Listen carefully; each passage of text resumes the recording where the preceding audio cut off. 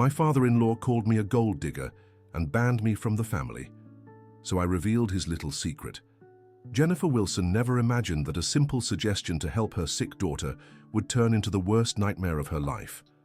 After 10 years of marriage and 2 beloved daughters, she found herself being kicked out of the house by her own father-in-law in front of the entire gathered family. It all started when she dared to suggest they sell the beach apartment to pay for the treatment of little Emily, just 8 years old, who needed an expensive surgery not covered by insurance. That's when Richard Wilson, the family patriarch, exploded in rage and pointed his finger at her. "You're just a gold digger after my son's money," shouted the 68-year-old retired businessman, making sure everyone heard. "I always knew you married Michael just for the inheritance." Jennifer froze on the living room couch, her legs trembling. Beside her, Michael remained completely silent, arms crossed, staring at the floor. Her sister-in-law Jessica, 22, pretended to scroll through her phone but hung on every word. Little Emily curled up in her mother's lap, confused by her grandfather's shouting. "Mr. Richard, you can't speak to me like this." Jennifer tried to defend herself, her voice shaking. "I was only thinking of Emily's health. She's my daughter, too." "Your daughter?" He laughed scornfully. "You're nothing but an opportunist who saw a chance to get ahead in life, but those fake tears won't work on me." Her mother-in-law, Margaret, stayed seated in her favorite armchair, wringing her hands nervously. In 42 years of marriage, she'd learned it was best not to contradict her husband when he was like this. Her grey hair was tied in a simple bun, and her modest clothes reflected a lifetime of submission.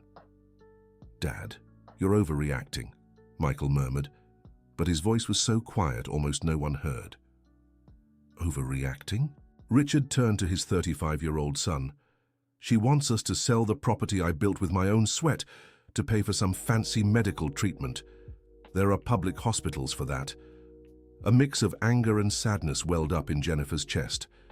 All these years she'd been the perfect daughter-in-law, cooking on Sundays, remembering birthdays, lovingly caring for the grandchildren.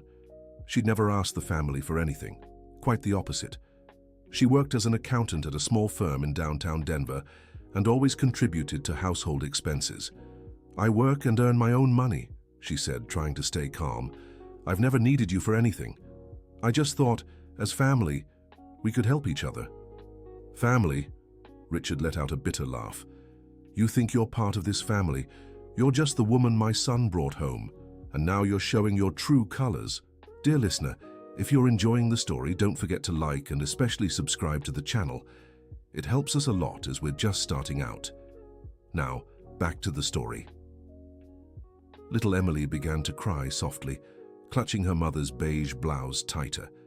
Jennifer picked her up and stood from the couch, sensing she needed to leave before things got worse. But Richard wasn't done.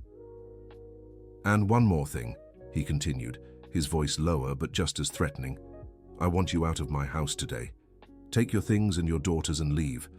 And if Michael doesn't file for divorce by the end of the month, he's out of the inheritance too." The silence that followed was deafening.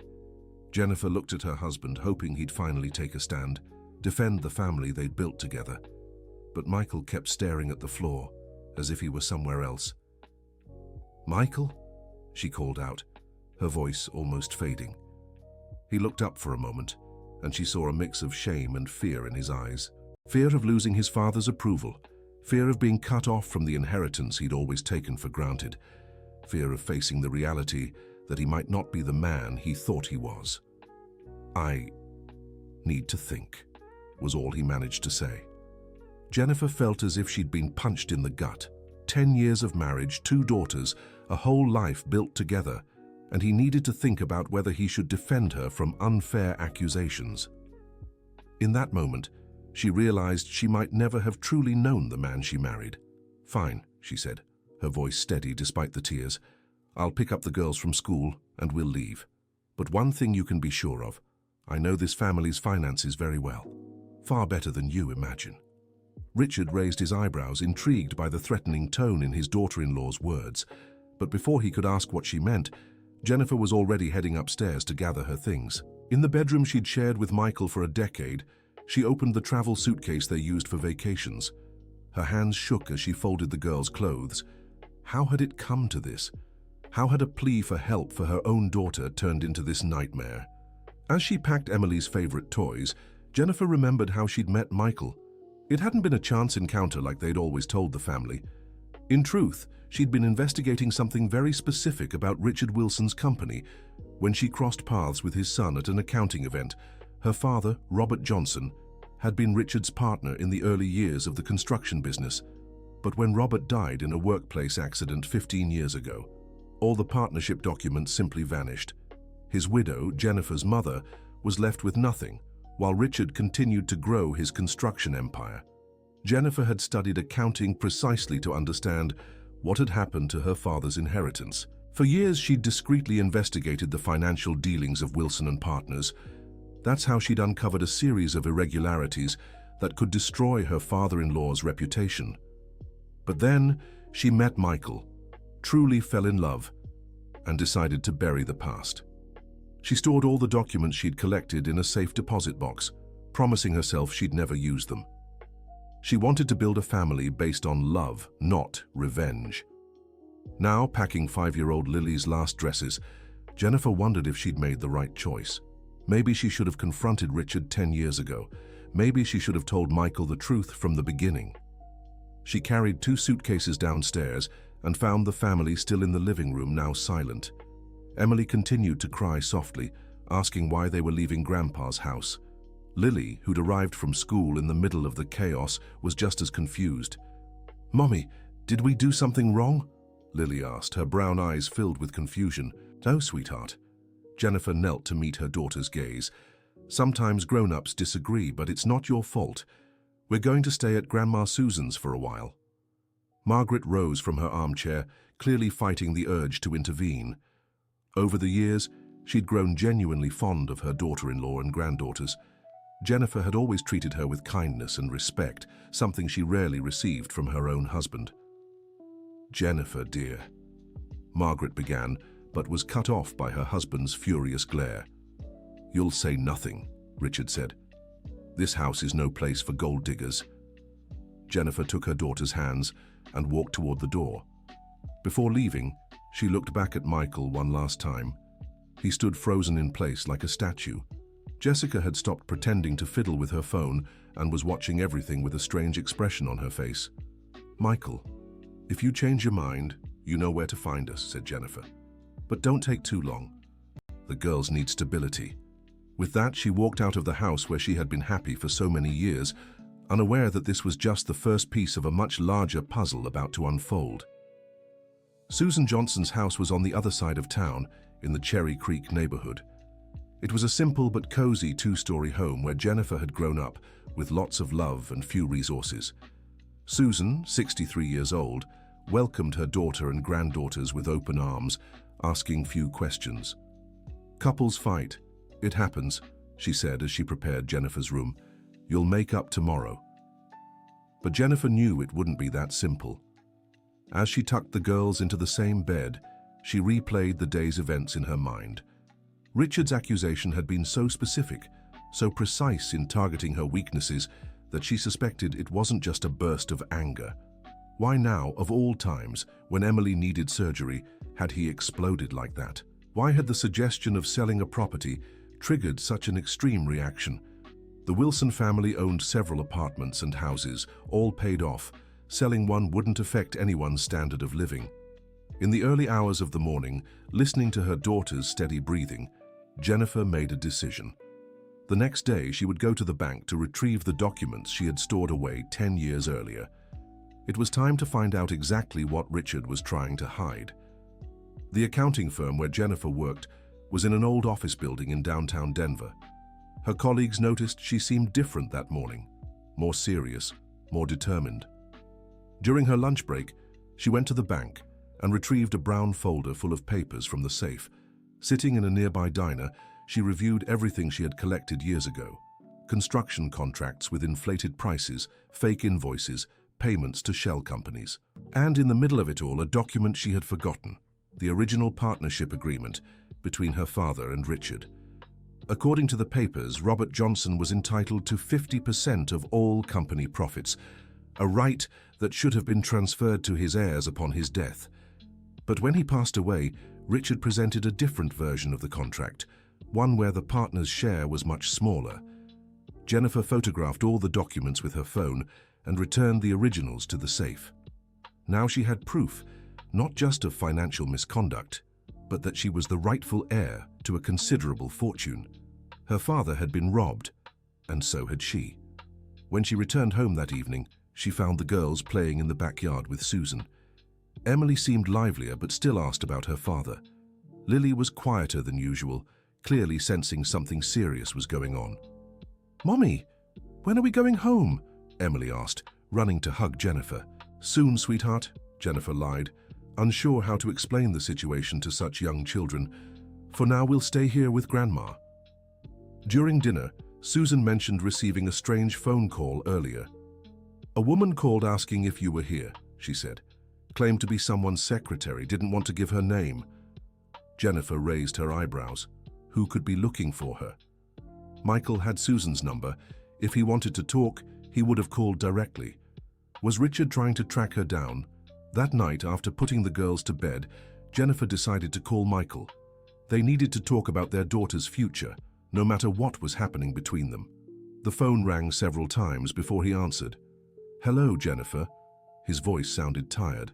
"Hi, Michael. How are you?" "Confused," he replied after a pause. "Very confused." "The girls are asking about you," she said. "They don't understand what's happening." "I don't really understand either," he admitted. "My dad is different, more on edge than usual, and he doesn't want to talk about yesterday." Jennifer hesitated before asking the next question. "Michael, do you really believe I'm after your money? After all these years together?"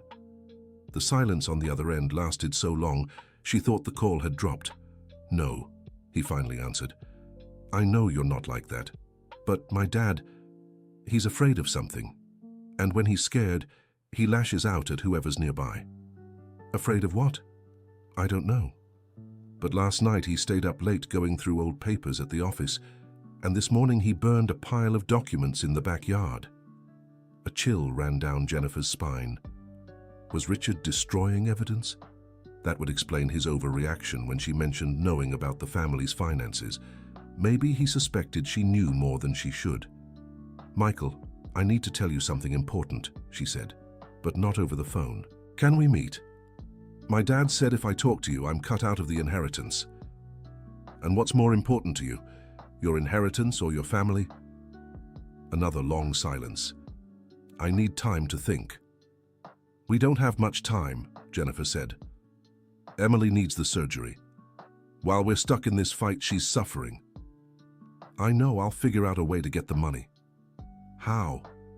"You don't have your own money, Michael. Everything we have comes from your dad's company." It was a harsh truth, but it needed to be said. Michael had worked at the family business since graduating with his business degree, but he'd never built an independent career. His income, their apartment, the car, it all depended on Richard's approval. "I'll find a way," he insisted. "Michael, I love you and I love our family, but I won't wait forever for you to choose between us and your dad. The girls need stability." After hanging up, Jennifer sat on her mother's porch and watched the city lights. Denver looked especially beautiful that night, but she couldn't enjoy the view. Her mind was too busy processing everything she'd uncovered. The next day, the mysterious call came again. This time, Jennifer was home and answered herself. "Hello?" "Jennifer Wilson?" asked a woman's voice, slightly hesitant. "Yes, speaking. Who is this?" "My name is Barbara Thompson. I worked as Mr. Richard's secretary for 22 years, until I retired last year. I need to speak with you." Jennifer's heart raced. A former secretary of Richard's wanting to talk to her right now. It couldn't be a coincidence. "What's this about?" "I can't say over the phone. It's about your father, Robert Johnson, and about things Mr. Richard did that he shouldn't have." Jennifer's hands began to tremble. Finally, after all these years, someone was willing to talk about what really happened. "Where can we meet?" "Today at 3, at Civic Center Park. I'll be sitting on the bench near the fountain, wearing a blue blouse and carrying a brown folder." Jennifer spent the rest of the morning restless, counting down the minutes until the meeting. She left the girls with Susan and headed downtown. Civic Center Park was busy that Thursday afternoon, but she quickly spotted Barbara, a gray-haired woman in her mid-60s with a serious yet kind expression. She stood when she saw Jennifer approaching. "You must be Jennifer," Barbara said. "You have your father's eyes." "You knew my father?" "I knew him very well. Robert Johnson was too honest for the business world, and because of that, he was deceived." Barbara opened the brown folder and pulled out several documents. "I've kept these papers for 15 years, ever since your father passed away. My conscience won't let me rest. Richard did terrible things and I was complicit by staying silent." Dear listener, if you're enjoying the story, don't forget to like and especially subscribe to the channel. It helps us a lot as we're just starting out. Now, back to the story. The documents Barbara showed were even more damning than those Jennifer had collected years earlier. There were records of bribes to city inspectors, contracts with shell companies for money laundering, and the most shocking of all, a second will from Robert Johnson that Richard had hidden. "Your father had everything organized," Barbara explained. "He had a feeling something might happen to him at the construction site. In this will, he makes it clear that you should inherit not only his share of the company, but also all the personal assets he had invested in the business." Jennifer read the papers with tears in her eyes. She was finally uncovering the truth about the dishonesty that had destroyed her family's life. "Why are you coming to me now?" she asked. "Because I heard Richard kicked you out of the house, and because I know he's getting desperate. Yesterday, he called me asking if I still had old company documents." "And what did you say?" "That I'd thrown everything away when I retired, but he didn't believe me. He's afraid someone will uncover his wrongdoing." Barbara then revealed more things Jennifer didn't know. How Richard had forged Robert's signature on several documents after his death. How he used shell companies to divert tax money. And how he had built a second life in another city. Second life?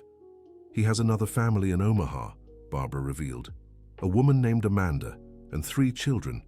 He's been supporting them for over 20 years with money that should have been yours and your mother's." Jennifer felt a mix of anger and shock. Not only had Richard stolen her inheritance, but he was using that money to support a secret family. And Margaret, her mother-in-law, did she know? Does Margaret know? She found out a few years ago, but Richard threatened to leave her with nothing if she spoke up. The poor woman lives in a gilded prison. Now, so many things made sense to Jennifer. Margaret's submissive behavior, her constant sadness, the way she avoided talking about her husband's business. She, too, was one of Richard's victims. "What can I do with this information?" Jennifer asked. "That's up to you," Barbara said, "but I have something else to show you." She opened another section of the folder and took out photographs. These are pictures of the family in Omaha. The oldest son, Brandon, graduated from law school last year. The middle daughter, Ashley, is in medical school. The youngest is still a teenager. Jennifer studied the photos carefully. The resemblance between Brandon and Michael was striking. They were clearly brothers. "Does Michael know he has siblings?" "No, neither does Jessica. Richard managed to keep both worlds separate all these years. But Amanda is getting impatient. She wants him to publicly acknowledge their children. That's why he's so on edge." "Exactly, and that's why he lashed out at you. Richard is terrified everything will come out at once. The stolen inheritance, the secret family, the company's fraud. He made you the scapegoat." Jennifer tucked all the documents into her bag, thanked Barbara, and went home in shock. Now she had enough evidence to destroy Richard Wilson, but that would also mean destroying the family she loved. As she drove through the streets of Denver, she thought about Michael and how he would react upon discovering that his father had stolen his wife's inheritance, and about Margaret, who had already suffered so much in silence, and about the innocent children who would be affected by this whole mess. When she got home, she found the girls helping Susan prepare dinner. Emily seemed happier, but Lily was quieter than usual. "Mom, Grandma said we can plant flowers in the garden," Emily announced. "Can we?" "Of course, sweetheart," said Jennifer, hugging her daughter. "You can do whatever you want here." But deep down, she knew this temporary situation couldn't last forever. The girls needed stability, a home of their own, a present father, and she needed to make a decision about what to do with everything she had uncovered. During dinner, Susan noticed her daughter seemed particularly thoughtful. "Did something happen today?" she asked. "I found out some things about the past," Jennifer said, "about my father." "Your father was a good man, Jennifer. Never forget that." "I know, Mom. And now I also know he was betrayed by someone he considered a friend." That night, after everyone had gone to bed, Jennifer sat in the kitchen with a cup of tea, determined to weigh her options. She could use the information she had to claim what was rightfully hers, but that would mean a long, painful legal battle, affecting not just Richard but the entire family. Or she could try to resolve things more civilly, giving Richard the chance to admit his mistakes and correct the injustices without exposing all his secrets publicly. As she considered these possibilities, her phone rang. It was an unknown number. "Hello? Jennifer? It's Jessica." Her sister-in-law's voice sounded nervous, almost whispering. "Jessica, what's wrong?" "I need to talk to you. My father and my brother had a terrible fight today, and I found out something you need to know." "What did you find out?" "I can't talk about it over the phone. Can you meet me tomorrow? Without anyone knowing?" Jennifer hesitated. Could this be a trap? Richard might be using his daughter to find out what she knew or where she was. "Why do you want to talk to me, Jessica?" "Because I'm tired of the lies, and because I saw something on my father's phone that changed everything." "What did you see?" Pictures of a family I didn't know, and messages from a woman named Amanda." Jennifer's heart raced. Jessica had discovered the secret family on her own. "All right, let's meet, but it has to be in a public place." They arranged to meet at the downtown mall food court during lunchtime. Jennifer spent the rest of the night unable to sleep, wondering what else she would learn the next day. In the morning, she dropped the girls off at school and went to work as if it were a normal day. But her mind was entirely focused on the meeting with Jessica. Her sister-in-law had always been polite to her, but they had never been close. Jessica was very young when Jennifer married into the family, and always seemed more interested in her own teenage problems than family matters. At 12:30, Jennifer arrived at the mall and found Jessica already waiting, her face anxious. The 22-year-old looked like she had been crying. "Thank you for coming," Jessica said as soon as Jennifer sat down. "I didn't know who else to talk to." "What's going on, Jessica?" "Last night, my father left his phone on the living room table. I was going to take it to him, but I saw a message come in. It was from a woman named Amanda saying she needed to talk urgently about Brandon." Jessica opened her own phone and showed pictures she had taken from her father's phone screen. "I got curious and started looking through his messages. Jennifer, my father has another family for over 20 years. I have 3 siblings I've never met." The photos showed exactly what Barbara had revealed. A happy family in Omaha, with Richard appearing in several pictures as a loving and present father. "How are you feeling?" "Confused, betrayed, angry," said Jessica, tears starting to fall. "Does my mother know about this?" "Barbara told me your mother found out a few years ago but was threatened into silence." "Barbara? Who's Barbara?" Jennifer realized she had said too much, but she decided to trust Jessica and told her about the meeting with the former secretary. "So you already knew about the other family?" "I found out yesterday. But there's more, Jessica. Things about my father and how your family got all this wealth." Jennifer decided to tell her sister-in-law everything about the stolen partnership, the irregularities in the company, the inheritance that should have been hers. Jessica listened quietly, her eyes widening. "So my father stole from you?" "From my family, yes. And that's why he kicked you out. He was afraid you'd find out everything." "That's what I think." Jessica stayed silent for a few minutes, processing all the information. "Jennifer, I recorded the fight between my father and my brother last night." "How?" "On my phone. I was in my room, but I heard the yelling and decided to record. Michael was questioning my father about you, and my father said some terrible things." Jessica played the audio quietly. In the recording, Richard could be heard yelling at Michael, calling Jennifer offensive names and threatening to disown his son if he didn't file for divorce immediately. She knows too much, Richard's voice said in the recording.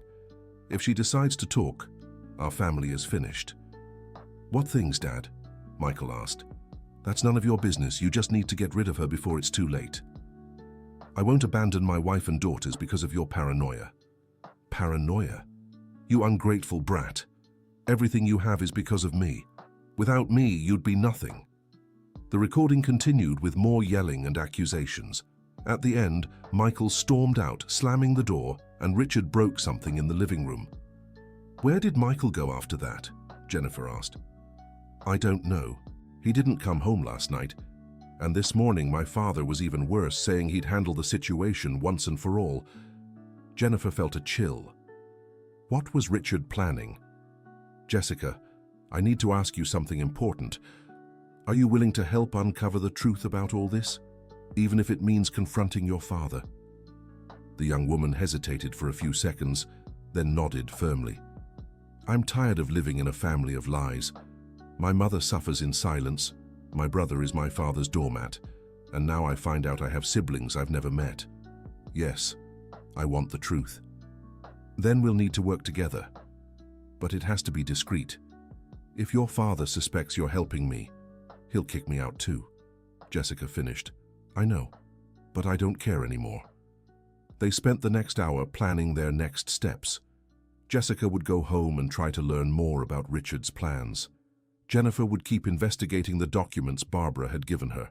When they said goodbye at the mall, Jennifer felt for the first time in days that she wasn't completely alone in this fight. Having Jessica as an ally changed everything. On her way home, she decided to stop by the girls' school to pick them up early.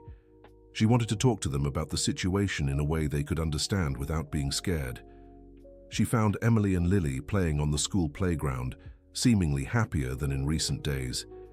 Seeing her daughter's smile brought temporary relief to Jennifer's heart. Mommy, Emily shouted, running to hug her. The teacher said you came to pick us up early. I thought we could get ice cream together, Jennifer said. What do you think? The girls were excited, and they went to a nearby ice cream shop. While they chose their flavors, Jennifer thought about how to approach the delicate subject. Girls, I need to talk to you about something important, she began as they sat down. You know Daddy and I are going through a tough time, right? Because of Grandpa? Lily asked, more perceptive than her younger sister.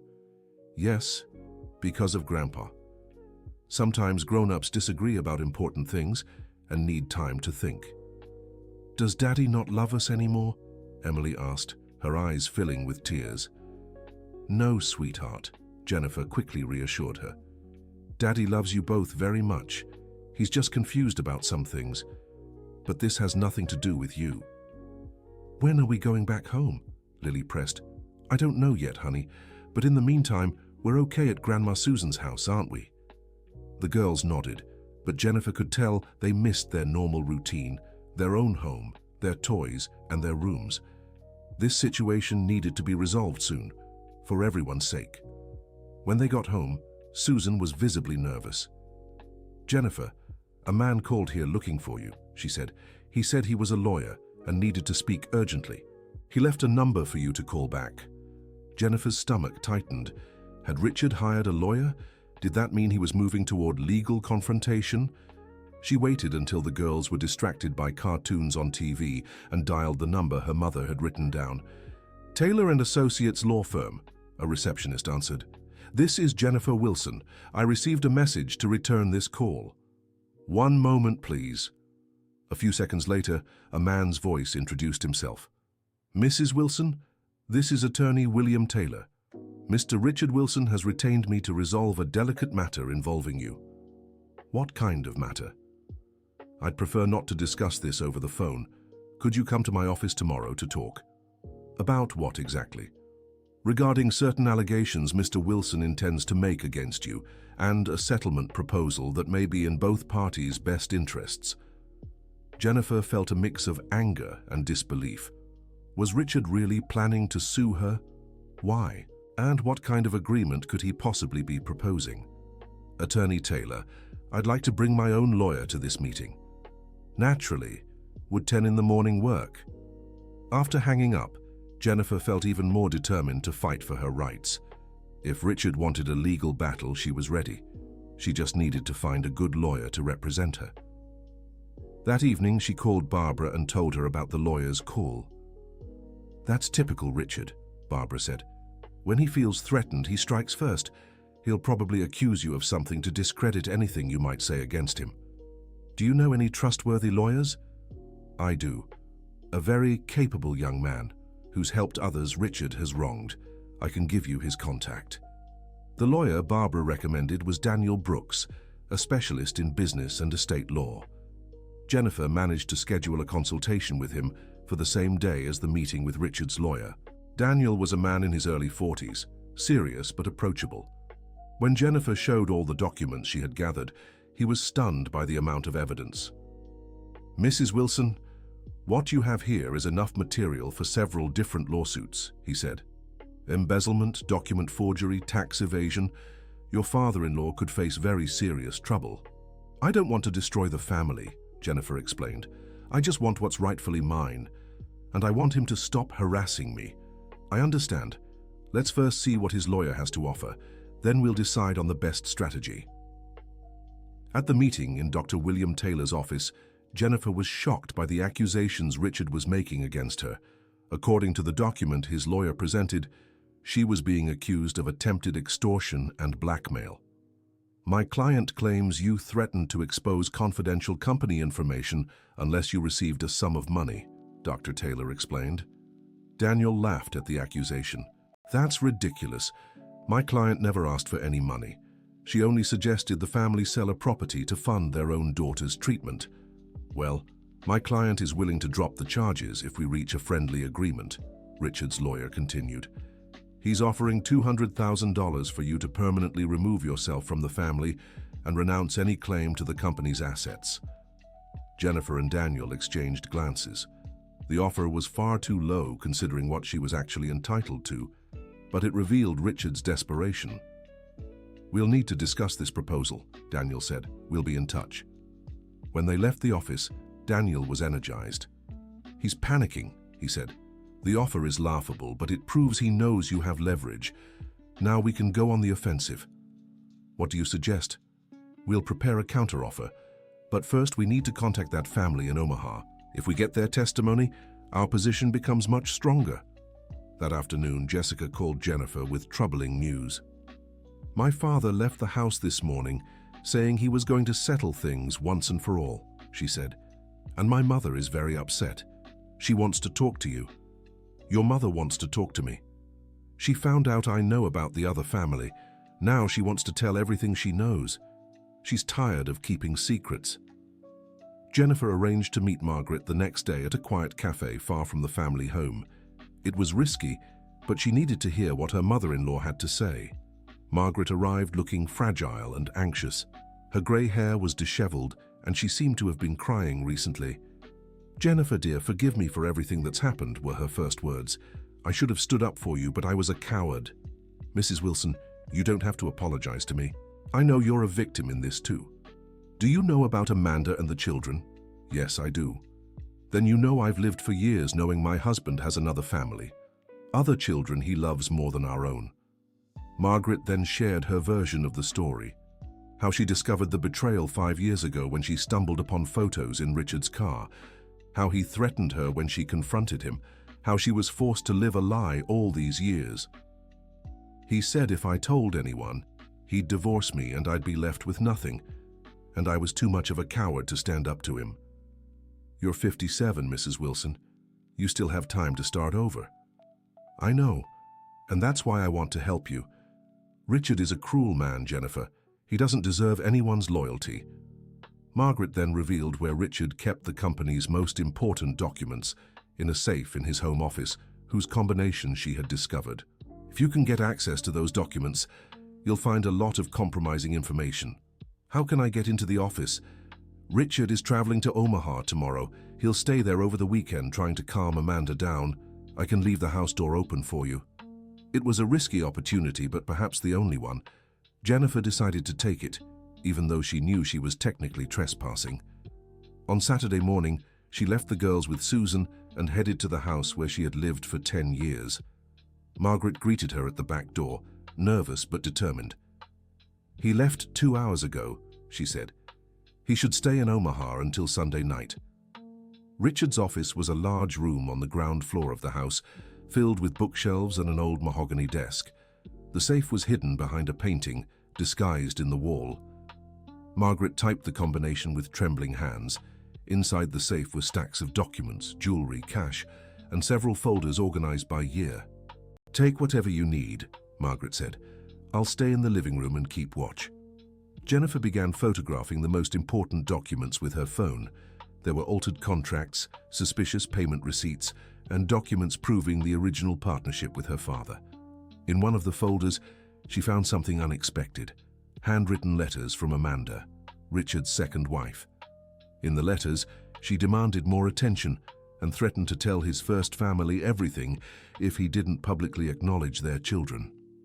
"Richard, I can't live in the shadows anymore," one of the letters read. "Brandon is already suspicious that you have another family, and Ashley wants to meet her siblings. You need to make a decision." There were also financial records showing how much money Richard transferred monthly to Amanda's account. It was a considerable sum, which explained why he was always worried about the company's finances. When she finished photographing everything, Jennifer put the documents back in the safe and thanked Margaret. "What will you do now?" "I'll prepare to confront Richard when he returns, and I'll talk to Michael. He needs to know everything." "Are you sure? Once you tell him, there's no going back." "I know," Margaret said, with a determination Jennifer had never seen in her before. "But I'm tired of living in fear. 42 years of marriage built on lies are enough." Dear listener, if you're enjoying the story, don't forget to like and subscribe to the channel. It helps us a lot, as we're just starting out. Now, back to the story. On Sunday night, Jennifer was at home organizing all the evidence she had gathered when she got a frantic call from Jessica.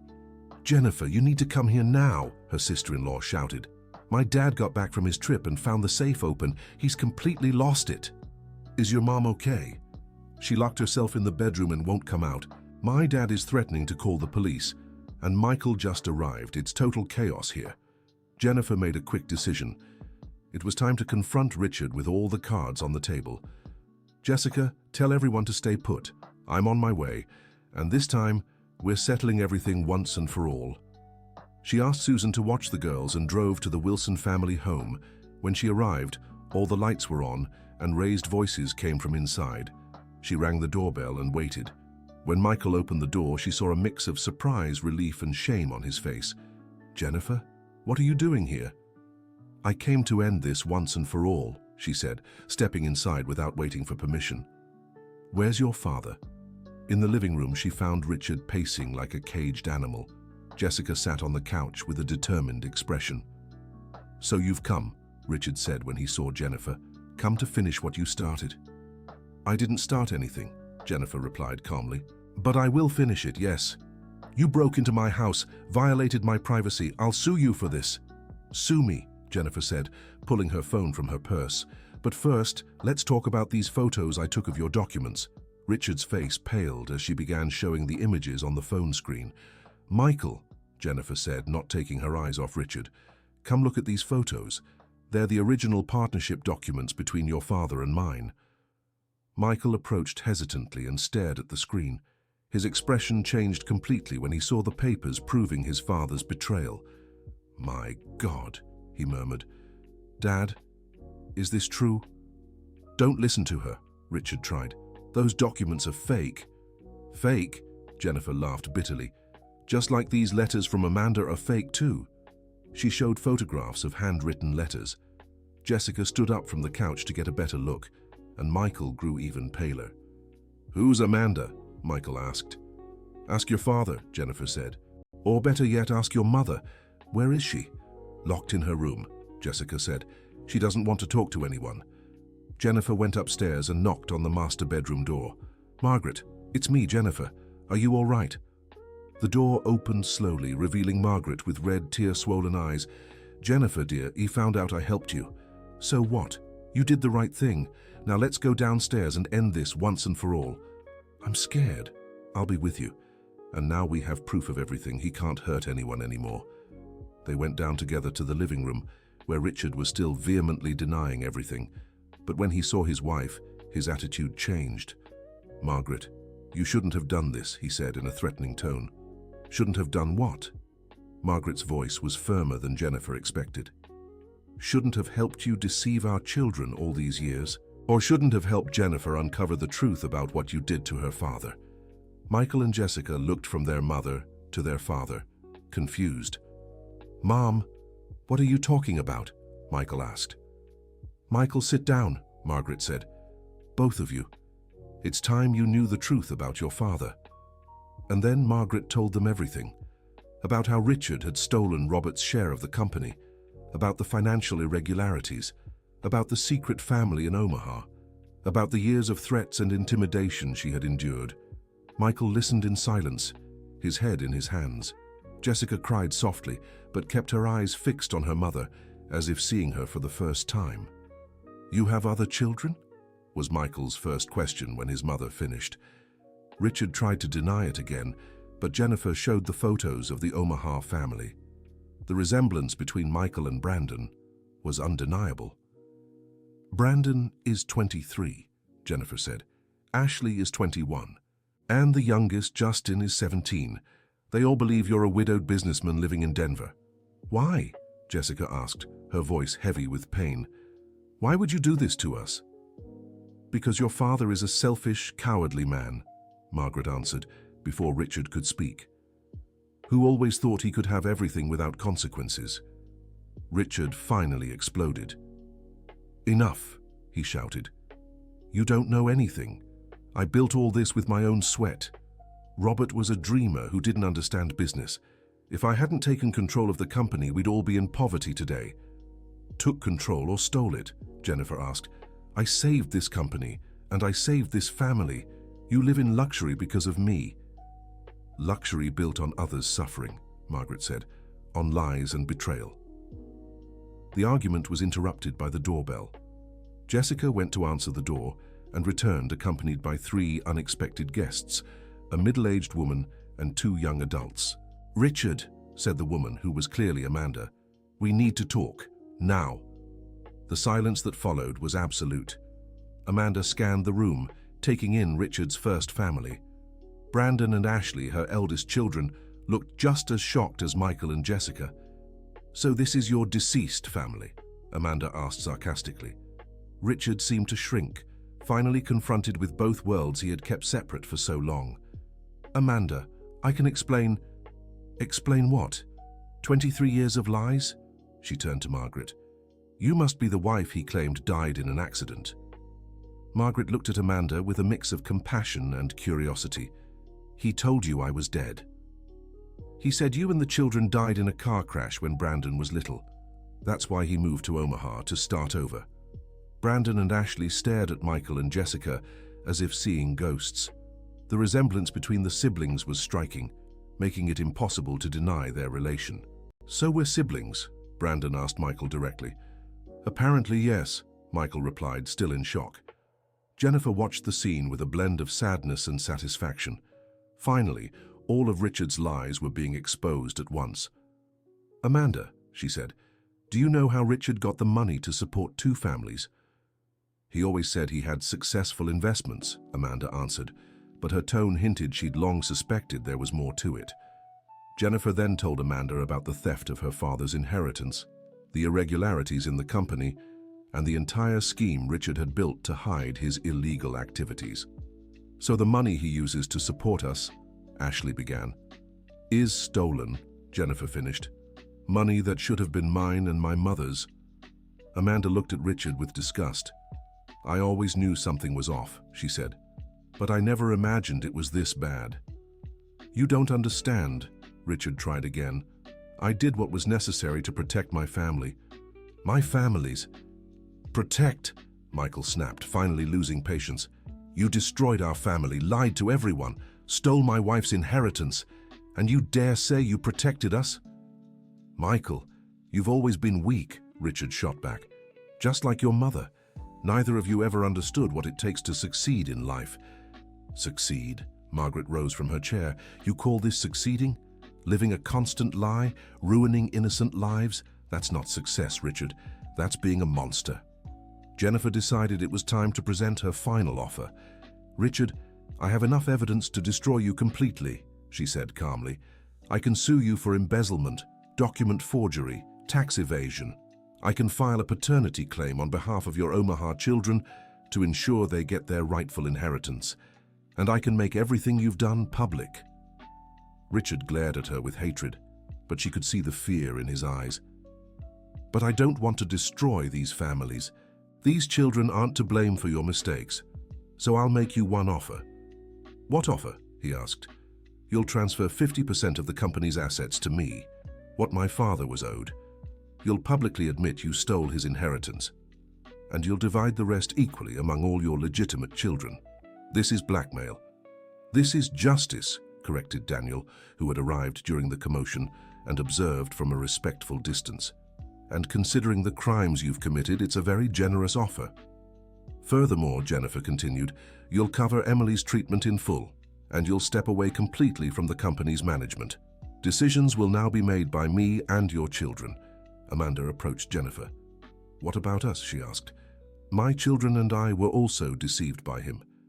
You'll be entitled to a share of the inheritance as well, Jennifer assured her. All the children will be treated equally. As for you, that's something you'll have to settle with him. I want a divorce, Amanda declared. Immediately, and I want child support for my underage son. I want a divorce too, said Margaret, surprising everyone.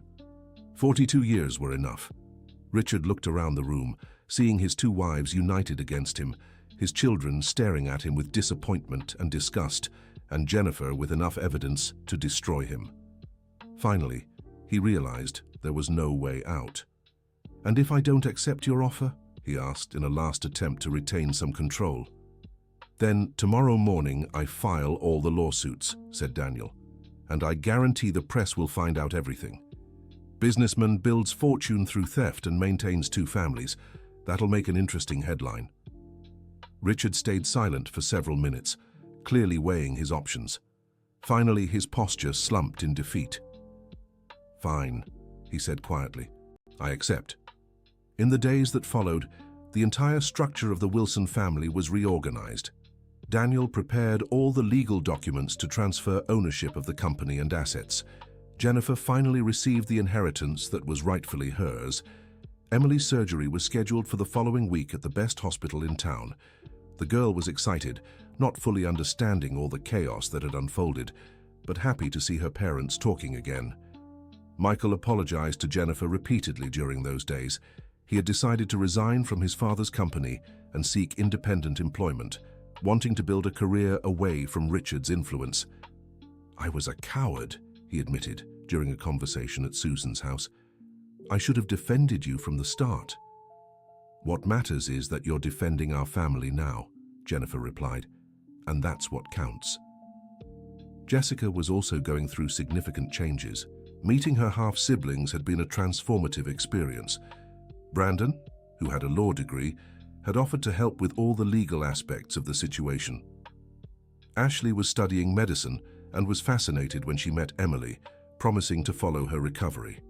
Justin, the 17-year-old, struggled the most with the revelations.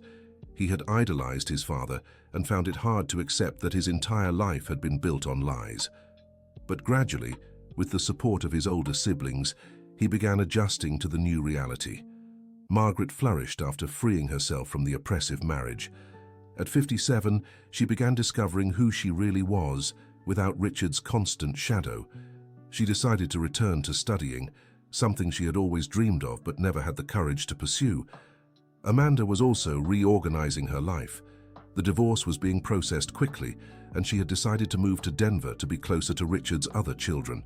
Despite the difficult circumstances, she and Margaret found they had much in common and were forming an unlikely friendship. Richard, on the other hand, faced the consequences of decades of lies and betrayal. Beyond the divorces and the loss of control over the company, he was still under tax investigations based on the evidence Jennifer had handed over to the authorities. 1 month after the revelations, the family gathered to celebrate the success of Emily's surgery. The girl had recovered perfectly and was playing with her newly discovered cousins in Susan's backyard. It's strange to think that if you hadn't suggested selling the apartment, none of this would have happened, Michael remarked, watching his daughter play. Everything happens for a reason, Jennifer said. Emily needed the surgery, and it ended up revealing truths that needed to come to light. Do you think you'll ever be able to forgive my father? Jessica asked. Jennifer took a moment before answering. I've already forgiven him, she said. Not for him, but for myself. Holding on to anger and resentment would only hurt me, but forgiving doesn't mean forgetting or accepting what he did. Barbara, the former secretary who had helped Jennifer uncover the truth, was also present at the gathering. She had become a sort of adoptive grandmother to the children and was visibly moved to see how everything had turned out. Your father would be proud of you, she told Jennifer. Robert always believed the truth would prevail in the end. Thank you for keeping the documents all these years, Jennifer replied. If it weren't for you, I never would have had enough proof. I only did what was right. I should have done it much sooner. As the afternoon went on, the families blended naturally. Brandon and Michael discovered they had similar interests and were planning to work together on the company's new management. Ashley was helping Lily with her homework, patiently explaining math concepts. Justin and Jessica, being the youngest, were chatting about music and discovering bands they both liked. Amanda and Margaret were in the kitchen preparing dinner, sharing stories about the years they'd been deceived by the same man. There was a solidarity between them that transcended the strange circumstances of how they'd met. You know, I always suspected he had another family, Amanda confessed. There were little signs, calls he wouldn't take in front of me, business trips that were too frequent, overly expensive gifts for the kids with no clear explanation. I found physical evidence 5 years ago, Margaret revealed, but I was too cowardly to confront him. I was afraid of being alone. And now I'm learning that being alone isn't as scary as living a lie. When it was time for dinner, everyone gathered around the large table Susan had set up in the yard. It was a scene no one could have imagined just a few weeks earlier.